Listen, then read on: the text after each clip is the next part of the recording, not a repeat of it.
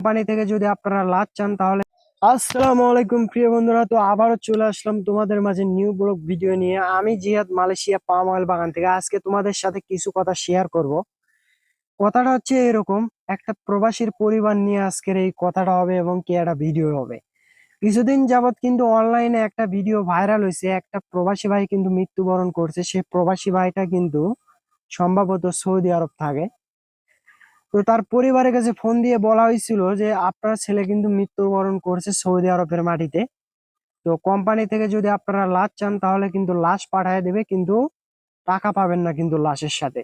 আর যদি আপনারা লাশ না নিয়ে যদি টাকা নেন তাহলে কিন্তু লাশটাকে সৌদি আরবের মাটিতে দাফন করা হবে। তো সেই প্রবাসী ভাইয়ের পরিবার থেকে বলা হয়েছিল আমাদের লাশের প্রয়োজন নাই, আমাদেরকে কিছু টাকা দিলে আমরা শান্তি মতো একটু বাঁচতে পারতাম। তো দিন শেষে প্রবাসী ভাইটা কি পেল? দিন শেষে প্রবাসী ভাইটা পেল তার পরিবারের মানুষদের কাছ থেকে অবহেলা। সারাটা জীবন যে মানুষগুলোর স্বপ্নগুলো পূরণ করে গেল একটা প্রবাসী ভাই, মৃত্যুর পরে সেই প্রবাসী ভাইয়ের লাশটা নিতেও সেই পরিবারের মানুষগুলো অবহেলা করে দিল।